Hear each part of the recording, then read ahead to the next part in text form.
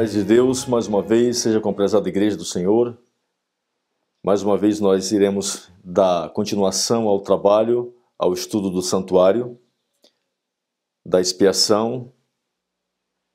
Mas antes de nós darmos início, nós queremos orar ao Senhor pedindo seu auxílio e sua direção, porque somente Deus é que pode nos capacitar a falar da sua palavra. Em nome de nosso Senhor Jesus Cristo, ora nesse momento ao Senhor. Ó Senhor Deus, ó Pai eterno que reina nos mais altos céus. Pai querido, em nome de Jesus Cristo, muito obrigado, Senhor. Obrigado pela tua providência. Obrigado, Senhor Deus, por não nos deixar nas trevas. Obrigado por enviar luz após luz a cada um de nós. Obrigado, Senhor, pela mensagem dos 3 anjos. Ajude-nos, ó Pai, nesse momento, a termos a compreensão, Pai, da tua palavra, a compreensão da doutrina do santuário, a pesquisarmos a Bíblia e o espírito de profecia, para termos a compreensão dos planos do diabo, os planos que o diabo arquitetou para destruir, Senhor Deus, a tua igreja, para destruir as verdades que o Senhor levantou como pilares dessa igreja. Ajude-nos, ó Deus, a termos coragem de levantar e erguer a voz como trombeta e assim, Senhor Deus, desmascarar o inimigo e revelar ao teu povo a verdade presente. Em nome de Jesus te oramos e te agradecemos. Amém. A paz de Deus, mais uma vez, seja com a Igreja do Senhor. Estamos retornando de novo ao estudo da palavra, ao estudo do santuário. Irmãos, no livro Mensagens Escolhidas, volume 1, é o capítulo intitulado Alfa e Ômega da Apostasia. Ellen G. White, ela preveu uma grande apostasia que iria acontecer nos últimos dias com a Igreja de Deus. Nós sabemos que o alfa da apostasia ocorreu com o John Kellogg. Ele foi o que encabeçou, foi o líder dessa apostasia com respeito ao panteísmo. Isso aconteceu em 1900, 1902, 1906, etc. Então, o alfa da apostasia, ele foi uma doutrina, a doutrina do panteísmo foi que colocou Deus dentro do homem, endeusando a natureza. E Ellen G. White, ela diz que o ômega da apostasia seria o contrário, ou seja, o contrário significa que o ômega iria dizer que o homem nunca pode alcançar a santidade, ou seja, seria o extremo oposto. Em 1902, ele colocou santidade no homem, em que jamais o homem iria alcançar esse grau de santidade aqui na terra, enquanto Jesus não volte, seria carne santa, endeusando a natureza humana. E o contrário seria colocar na mente do homem que o homem jamais alcançaria santidade. Então, o ômega da apostasia nada mais do que isso. Ou seja, o ômega é simplesmente a teoria do homem, a mente do homem, atacando a santidade, atacando o modo de Deus salvar o homem, a forma de Deus libertar o homem. Nada mais do que isso, certo? Isso chama-se ômega da apostasia. E no livro Mensagens Escolhidas, Ellen G. White, ela numerou vários itens do que seria o ômega e o que ele iria atacar. Nós iremos estudar nesse capítulo 12 pontos que o ômega iria atacar. Ellen G. White numerou. E nós iremos ver se está se cumprindo. E a partir de quanto se está se cumprindo e desde quando começou a cumprir-se. Irmãos, em 1931, a nossa igreja, a Igreja Adventista do Sétimo Dia, ela recebeu uma pressão do governo americano, de que as nossas escolas e as nossas instituições teriam que ter credenciamento. Então, nessa época, a Igreja Adventista ela começou a enviar pastores. Os mais velhos foram escolhidos para ir à Babilônia, beber o vinho de Babilônia e estudar nas instituições de Babilônia para adquirir um título, um credenciamento para exaltar nossas escolas e etc. E a nossa igreja enviou esses líderes. Eles foram para as filhas de Babilônia e até mesmo para dentro da igreja mãe estudarem para adquirir doutorado. Mas, irmãos, quando eles vieram de lá, eles trouxeram nas suas mentes, nos seus corações, o vinho de Babilônia. Trouxeram o erro. E a partir de então, esses erros começou a minar os pilares de nossa fé. Então, quando chegou na década de 50, um monstro tinha se criado dentro de nossa igreja. E ali, irmão, surgiu este monstro, deu à luz um filho chamado Questões sobre Doutrina. E este filho cresceu, este bebê cresceu, se tornou um gigante. E hoje envenenou toda a nossa igreja com o ômega da apostasia. E Ellen G. White diz o seguinte: os princípios da verdade que Deus deu, que Deus, em sua sabedoria, deu à igreja remanescente, seriam tidos na conta de erros. Anulariam a verdade de origem divina. Ela diz, nossa religião seria alterada. O sábado seria naturalmente menosprezado, como também o Deus que o criou.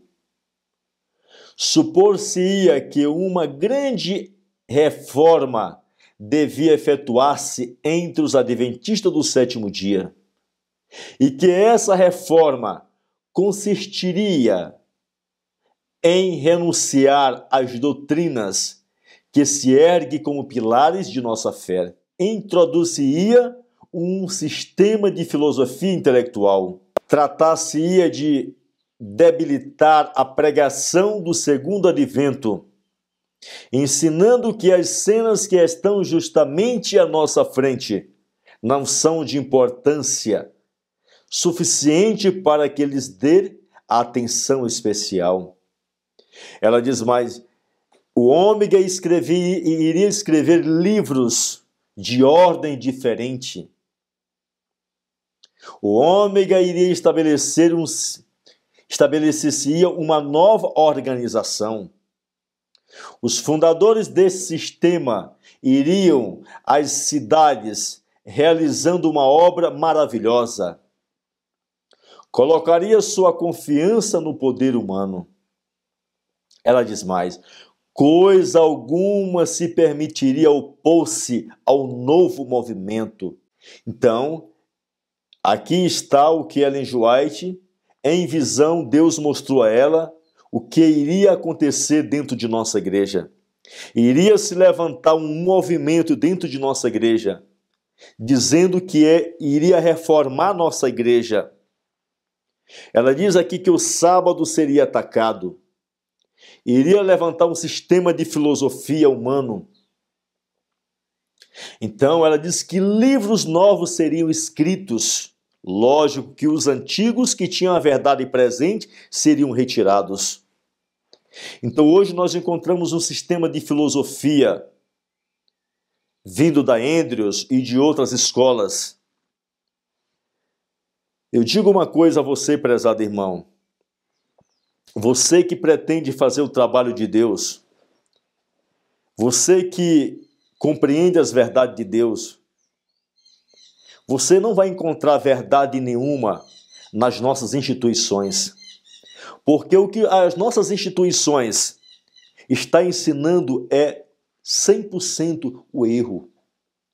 Eu digo que você vai entrar santo na nossa instituição, as instituições de nossa igreja, e você pode sair um demônio de lá. Certo? Você vai entrar santo e pode sair um demônio. Por quê? Porque a sua mente vai ser manipulada. Você vai aprender o neurolinguístico. Você vai aprender o vinho do erro. Necessitamos estudar esses 12 pontos muito cuidadosamente, porque a cada dia que passa tem se tornado mais evidente na igreja. Foi-nos dito que a apostasia ômega seria de uma natureza assombrosa. Cuidaria de alterar a nossa religião, marcos e pilares da nossa fé. Livros de uma nova ordem seriam publicados, e nada se poderia interpor no caminho deste novo movimento. De fato, encontramos-nos na apostasia ômega. Que Deus nos ajude a sermos fiéis até o fim e estudarmos a nossa Bíblia com os livros do Espírito de profecia, para podermos não sermos enganados por essa grande apostasia. De uma coisa podemos estar certo, diz Ellen White: o ômega atacou doutrinas básicas da igreja adventista do sétimo dia. Esta grande apostasia tem atacado todos os pilares do adventismo. Ela diz: o inimigo das almas tem procurado introduzir a suposição de que uma grande reforma devia efetuar-se entre os adventistas do sétimo dia.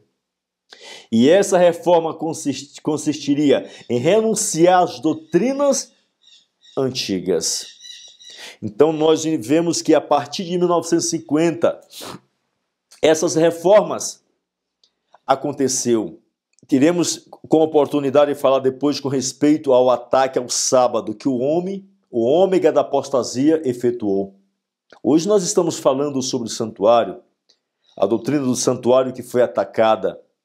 Então hoje é ensinado que Jesus Cristo não fez uma expiação completa na cruz, que Jesus Cristo está simplesmente aplicando os méritos do seu sangue, que a purificação do santuário é simplesmente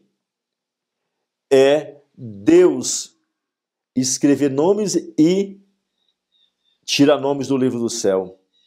Enquanto nós entendemos que a verdadeira purificação do santuário é a purificação do pecado no coração do povo de Deus. Porque não pode haver purificação do santuário sem que o povo de Deus deixe de pecar.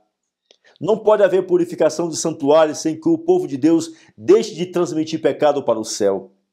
Então a verdadeira purificação do santuário consiste em Deus eliminar o pecado no coração do ser humano. Então, verdadeira purificação do santuário consiste em um homem alcançar a vitória sobre o pecado. Primeiro acontece a purificação aqui, para depois acontecer no céu. Então essa é a verdade que Deus deu à nossa igreja, que era ensinado em nossos púlpitos. Tal apostasia, como foi advertido por Ellen White, está tendo efeitos devastadores, pois o adventismo é um sistema de verdades altamente interrelacionadas. Ataque uma, e as peças do dominó começam a tombar. Os princípios da verdade nos quais a igreja remanescente tem crido por longo tempo foram rejeitados. Uma nova organização foi estabelecida. Foi escrito livros de uma nova ordem. Filosofia intelectual tomou lugar das verdades fundamentais da igreja adventista. No passado, um pregador ia para um culto, para o púlpito, se levava a Bíblia e os livros de Ellen White. Hoje não. Hoje o pregador vai para o púlpito já com o sermão enlatado, preparadinho, que já vem lá da organização. Então hoje não se usa mais o espírito de profecia nos púlpitos. Hoje que se prega no púlpito somente filosofia. Todos os sábados vão para a igreja toda quarta-feira e todo domingo para ouvir as mesmas teorias, os mesmos ensinamentos bobo, que não edifica, que não transforma, que não santifica ninguém. Hoje nossa igreja não sabe o que é a justificação pela fé. Hoje os membros não entendem o que é a justificação pela fé. Hoje os membros não compreendem a doutrina do sábado. Hoje os membros não sabem o que é a santificação do sábado. Se você hoje for na casa de um adventista, é difícil você encontrar um adventista que não cozinha no sábado, que não transgride o sábado. Hoje é ensinado que no sábado se deve manter relação sexual, entendeu? Então, foi um ataque total à nossa igreja, às nossas doutrinas. Diz mais, o sábado foi menosprezado e o novo movimento está sendo liderado por homens agressivos que não permitem a coisa alguma opor-se. É verdade, se nós levantamos no sábado, na lição de escola sabatina para comentar, ali nós logo somos taxados.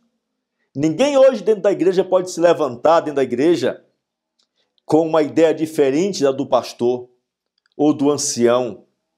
Ninguém pode se levantar para ler um texto do Espírito de Profecia dentro da igreja adventista. Ninguém pode levar um livro de Ellen White para dentro da igreja que é taxado como santarrão, que é taxado como profetão. Os livros do Espírito de Profecia, diz Ellen White, que é a menina dos olhos de Deus, é o olho de Deus aqui na terra, é o dom de profecia, é o olho de Deus que conduz o seu povo. O Espírito de Profecia não é luz menor, não. O Espírito de Profecia é a palavra de Deus, certo? A luz menor, a luz maior é Jesus e a luz menor é a Bíblia e o Espírito de Profecia. Então hoje nós temos um sistema de filosofia e a Bíblia e a Ellen White diz que esses homens seriam agressivos. Eles não iriam permitir que ninguém se opôsse a eles. Ela diz mais, o comentário diz mais, é uma cena arrepiante sob a bandeira de nova luz. Poderosas forças moldou a igreja de Deus em alguma nova forma irreconhecível, é verdade. A igreja de Deus hoje, quem é um adventista que tem mais de 30 anos, fiel, hoje ele vê que a nossa igreja é irreconhecível. Não é mais a mesma igreja. Não é mais a igreja de Deus. Irmãos, eu digo uma coisa, se Jesus Cristo não voltar, daqui a 5 anos, eu boto 5 anos, nós iremos, a nossa igreja vai estar igual a igreja batista, todas as mulheres indo de calça para dentro da igreja adventista sétimo dia. Que eu acredito que em cidades como Rio de Janeiro, São Paulo, hoje já se vê mulheres adventistas indo para o culto de calça. Mas nós iremos vê-las lá na frente do púlpito, cantando e pregando, vestido de calça. Está entendendo? Apostasia total em nossa igreja. Diz mais, agiriam eles em nome de uma reforma, esquecendo que a reforma que a Bíblia requer é uma reforma de vida não estabelecida. As doutrinas que Deus deu aos nossos pioneiros, elas não precisam ser reformadas. A doutrina que Deus enviou em 1888 sobre a justificação pela fé não precisa ser reformada. A doutrina que Deus deu a Irã Edson, lá no milharal sobre o santuário e a expiação e as 2.300 tardes de manhã, não precisa ser reformada. Essas doutrinas não precisam ser reformadas. Por quê? Porque Deus deu de uma forma completa. Diz mais a palavra, o comentário. Esquecendo-se da advertência de Ellen White de que a igreja necessitava de viver à altura da luz que já possuía, eles certamente introduziram dessa forma profunda confusão na igreja. Como deve viver os adventistas dos sétimos dias hoje? O livro Ômega, página 50, diz assim: não há nada sutil relacionado com o adventismo. O adventismo não sussurra ao mundo, mas grita. Ele começa segundo a imagem da Bíblia, com anjos falando em alta voz no meio do céu. Ele termina com o mais poderoso terremoto da história. E tendo obtido a atenção do mundo, exibe a lei de Deus e proclama que o juízo já começou. Há pouco lugar numa religião assim, para padrões dúplicos, para pregar uma coisa e fazer outra.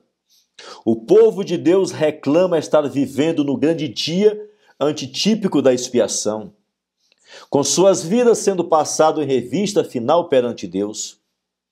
E uma das maiores falhas concebíveis seria dar tal mensagem e viver como se ela não fosse verdadeira. Não obstante, este é o resultado invariável de um ataque ao santuário ou ao juízo de investigação. O adventismo produz um problema inevitável para todo indivíduo que já tentou reescrever a verdade adventista. O santuário e a santificação estão relacionados de maneira indivisível. Ataque um causará dano também ao outro. Remova a verdade do santuário com sua poderosa mensagem de verdadeira reforma e você se verá logo perdido numa confusão de termos teológicos, tentando explicar por que as obras são até necessárias. Ataque a santificação e você não poderá descansar confortavelmente até que remova a persistente luz do santuário. Então foi o que aconteceu. Então, para atacar o santuário, então os líderes de nossa igreja atacaram a santificação e houve um ataque ao santuário. Hoje a nossa igreja ensina que ninguém pode ser santo, que ninguém pode viver uma vida santa de perfeição. Líderes ímpios em nossa igreja se levantam e dizem que é uma aberração alguém dizer que pode viver uma vida santa sem pecar. Líderes ímpios se levantam e falam isso. Então, atacou a doutrina da santificação, atacou a doutrina do santuário. Por quê? Porque a doutrina do santuário requer santificação. Porque ali diz que Deus está julgando o seu povo. E ele só pode julgar a adventista do sétimo dia depois que ele tiver compreensão dessa verdade. E ali diz que aceita-se nomes e rejeita-se nome. E ali mostra que quando Deus fechar a porta da graça e quando Deus encerrar o juízo de investigação, terá um povo que esteja vivendo uma vida santa. Um povo que não peque mais. Por quê? Porque Jesus Cristo não vai mais estar intercedendo por ninguém para transferir pecado para o céu. Então a doutrina do santuário é uma doutrina que requer santidade. É uma doutrina que cobra a santidade do povo de Deus. Então por isso houve o ataque ao santuário. Por quê? Porque esses líderes que foram colocados dentro de nossa igreja por Satanás, eles não querem viver uma vida santa. Certo? Então por isso houve o ataque à doutrina do santuário. Irmãos, que Deus tenha misericórdia de seu povo, que nós venhamos estudar essa mensagem, que nós venhamos proclamar essa verdade e que nós venhamos nos levantar contra essa apostasia que se levantou dentro de nossa igreja. Que nós não venhamos temer esses homens, que nós venhamos desmascará-lo, porque logo, logo Jesus vai voltar. A Bíblia diz, teme a Deus e dá-lhe glória, pois vinda é a hora do seu juízo. Mas vinda é a hora do seu juízo, mas é o juízo dos vivos. Hoje não é mais a vinda a hora do juízo dos mortos, pois Jesus Cristo está querendo iniciar o julgamento dos vivos. Mas ele só pode iniciar o julgamento dos vivos, irmão, quando eu e você se levantar para viver a verdade. Quando eu e você tiver a compreensão da doutrina do santuário. Não sejais enganados. Muitos se apartarão da fé, dando ouvidos a espíritos sedutores e a doutrinas de demônios. Temos diante de nós o alfa desse perigo. O ômega será de natureza mais surpreendente, diz Ellen White. Quando homens na posição de líderes e professores trabalham sob o poder de ideias espiritualistas e sofismas, ficarem calados por medo de prejudicar a influência deles, enquanto almas estão sendo enganadas. Aquele que se sente tão pacífico em relação às obras de homens que estão danificando a fé do povo de Deus, são guiados por um sentimento enganoso. Energia renovada é agora necessária. Ação vigilante é convocada. Indiferença e indolência resultarão na perda da religião pessoal do céu.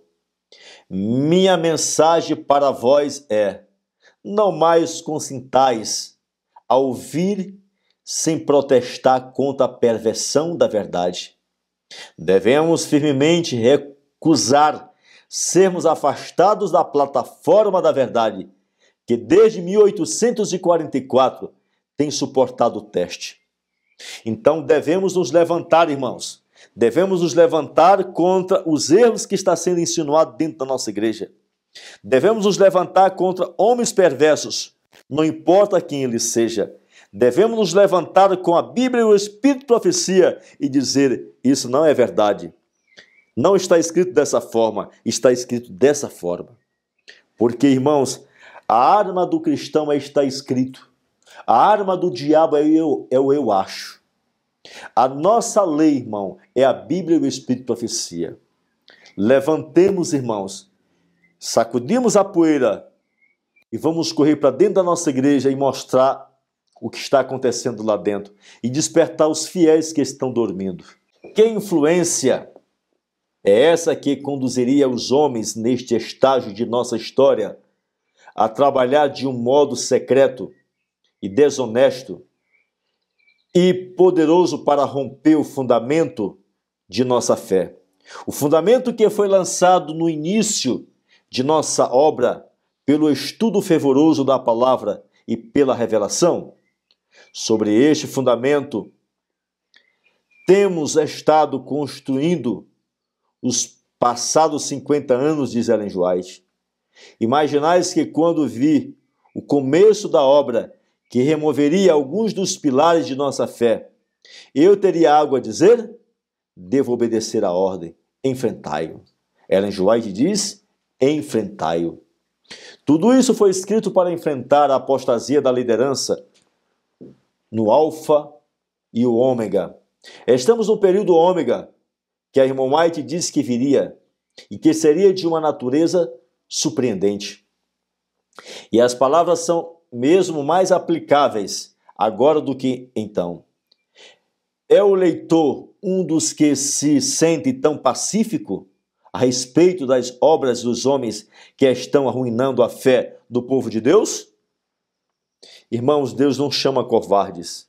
Deus quer homens que enfrente o erro dentro de nossa igreja. E eu digo uma coisa, irmãos, é muito fácil nós mostrarmos o erro das igrejas lá fora. É muito fácil nós dizermos que o papado é a besta do Apocalipse. É muito fácil nós dizermos que a igreja católica é a meretriz da Babilônia. É muito fácil. Mas agora, irmão, eu digo uma coisa: levantar dentro de nossa igreja, mostrar a apostasia que está dentro de nossa igreja, desmascarar esses homens perversos dentro da nossa igreja, é de tremer o joelho e tremer os queixos. Certo? Mas, irmãos, Deus não quer covarde. Ellen White disse que Deus quer homens que não se compre e não se venda, ainda que os céus caiam sobre ele, mas que permaneça tão fiel à verdade assim como a bússola é o polo. É dessa classe de homens que Deus quer.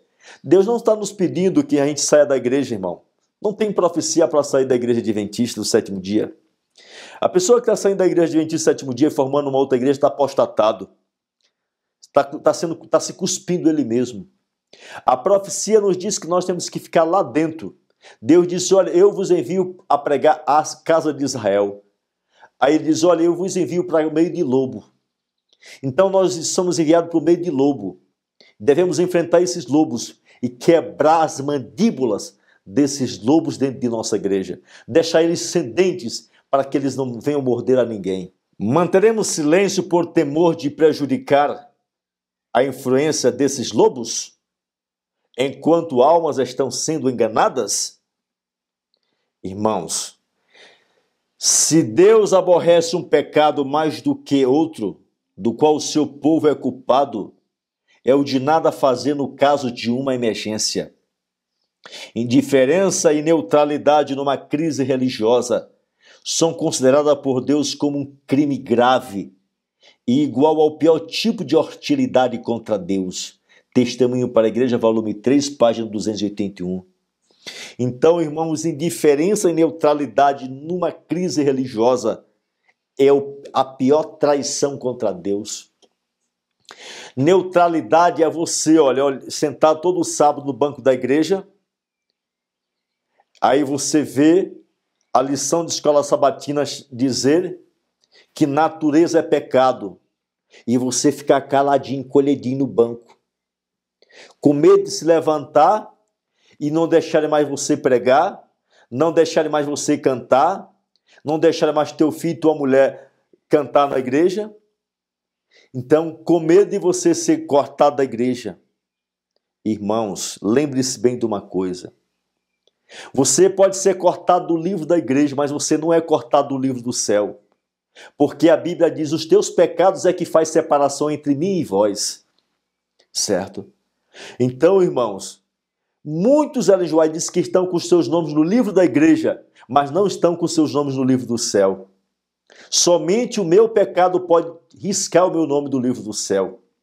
Certo? O meu pecado, o pecar contra o meu Deus, pecar contra o meu próximo. Mas, irmãos, levantar e desmascarar a heresia dentro da igreja, isso não é o pecado. Isso é valoroso diante de Deus, é honroso diante de Deus. Esse ato, essa atitude, se você tomar. Mais uma vez, nós iremos usar essa literatura e nós iremos ver aqui a tremenda heresia que está escrito nesse livro. O autor, na página 213, ele diz o seguinte: alguns têm argumentado que a purificação do santuário no céu depende da purificação do povo de Deus na terra. Olha só. Alguns têm argumentado que a purificação do santuário no céu depende da purificação do povo de Deus na terra. É incrível, né? Embora essa posição apresente um elevado conceito da santificação, parece, pelo menos para mim, estar fora de harmonia com as Escrituras e, pelo menos, em dois aspectos, ele diz. Bem aqui que ele está dizendo que isso aí não tem nada a ver, que não está dentro da Bíblia, que a purificação do santuário do céu não tem nada a ver com a purificação do povo de Deus aqui na terra. Agora entenda bem uma coisa, irmão. Lá nos dias de Moisés, se alguém do povo tivesse em pecado e não confessasse, abandonasse o seu pecado, e o sumo sacerdócio entrasse lá no Santíssimo, o que acontecia com aquela pessoa? Ele era excluído do meio do povo. E se o sacerdote entrasse e houvesse pelo menos uma partícula de areia em sua roupa, ele era fulminado lá dentro. Para isso foi colocadas aquelas campainhas, que quando aquelas campainhas não zoassem mais, o povo tinha plena certeza de que o sacerdote estava morto. E ele era puxado por uma corda, porque ele tinha entrado em pecado na presença de Deus. E Deus não suporta o pecado. O autor continua. Teologicamente, torna a divindade sujeita à humanidade. Olha só. Quando o oposto é o que é verdade. Nenhum ser humano ou grupo de seres humanos pode amarrar as mãos de Deus, por assim dizer, nem ditar o programa que ele deve seguir. O juízo pré-advento, a purificação ou restauração do santuário celestial, o começo em 1844, precisamente quando Deus terminou, que devia começar e terminar, O começo começou em 1844, precisamente quando Deus determinou que devia começar. E terminará quando Deus determinar que termine. O Pai resolveu, pela sua exclusiva autoridade, os tempos ou épocas. A falta de preparo por parte do povo de Deus não pode por si mesma atrasar a determinação do juízo pré-advento. É um mentiroso. Porque Ellen G. White, em Parábola de Jesus, página 69, ela diz que nós devemos apressar a volta de Jesus. A volta de Jesus depende do povo de Deus aqui na terra. Irmãos, analisemos bem uma coisa. Pode haver um casamento sem que a noiva se apronte? A noiva, ela pode atrasar ou adiantar um casamento. Isso depende dela se ela se aprontar com rapidez. Então, é a nossa santidade aqui na terra que vai determinar o juízo de investigação. Se nós continuarmos pecando e transferindo o pecado para o céu, Jesus Cristo pode passar até 100 anos ainda para voltar. Lemos mais a página 214. A questão propriamente dita a ser levantada no juízo pré-advento não é se o crente verdadeiro apresenta um registro irrepreensível no crescimento do caráter, mas se está em união vital e crescente com Jesus Cristo. Ou seja, o autor está dizendo bem aqui que o meu registro no céu não tem nada a ver com a finalização do juízo de investigação. Que eu posso transferir, que eu posso pecar do jeito que pecar, mas não tem nada a ver. Página 228, o autor diz, bem no último parágrafo, muitos cristãos creem que é possível obter nesta vida a completa libertação do poder do pecado. E até mesmo o desejo de pecar. Essas perspectivas reformadas, wesleyana, ele diz, é fácil ir a extremos. Vou ler mais uma vez. Muitos cristãos creem que é possível obter nesta vida a completa libertação do poder do pecado. E até mesmo do desejo de pecar. Ele diz, é fácil ir a extremos. O autor diz que é um extremo eu ensinar, eu crer que nesta vida eu posso alcançar a vitória sobre o pecado. E mesmo o desejo de pecar. Irmãos, um crente convertido, um crente transformado, um crente lavado pelo sangue de Jesus Cristo, ele não tem o desejo de pecar. Ele é tentado. O diabo fica extingando ao pecado. Mas ele, irmãos, tem a vitória sobre o pecado. Ellen G. White diz que é nessa vida, a Bíblia diz que é nessa vida que nós vamos deixar de pecar.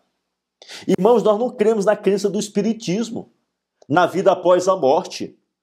Se alguém tem que vencer o pecado, é nessa vida. A Bíblia diz, ó, tudo que tu tiveres a fazer, faça enquanto tu estiver vivo. Porque para onde tu vais, tu não pode mais fazer nada. Então é nessa vida que eu tenho que vencer o pecado. É nessa vida que eu sou justificado. É nessa vida que eu sou santificado. É nessa vida que o homem é transformado. Quando Jesus vier, 1 Coríntios 15, verso 51, diz que Jesus Cristo vem transformar, é o nosso corpo físico. Ele não vem transformar nosso caráter, ele vem transformar o nosso corpo físico.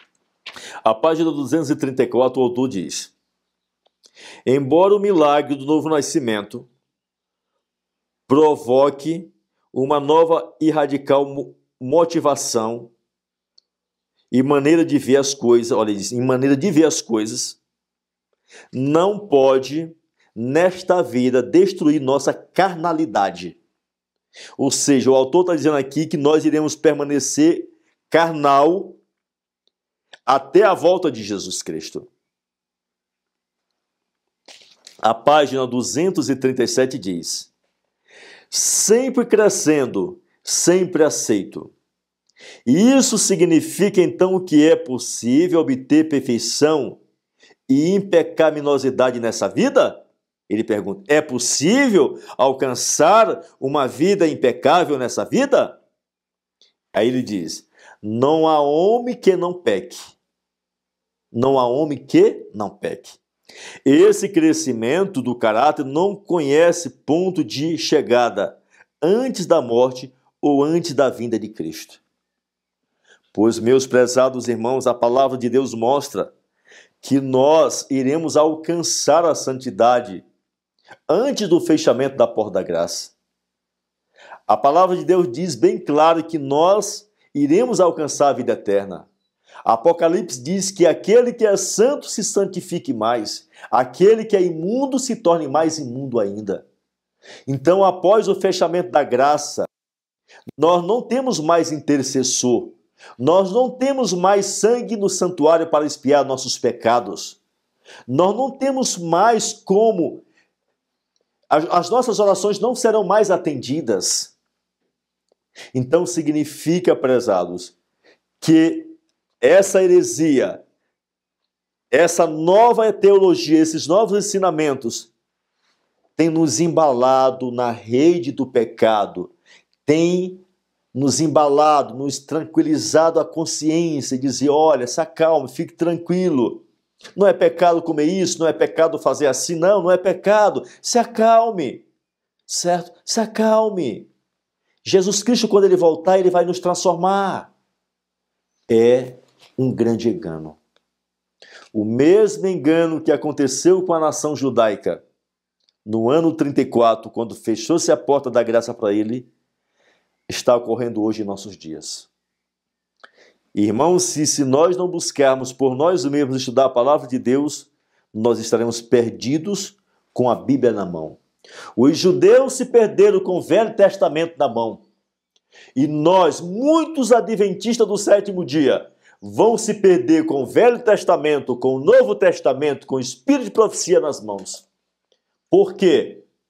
Porque estarão lendo segundo a maneira indicada pelos nossos teólogos de nossa igreja. Nós iremos dar uma paradinha e somos muito gratos ao Senhor nosso Deus.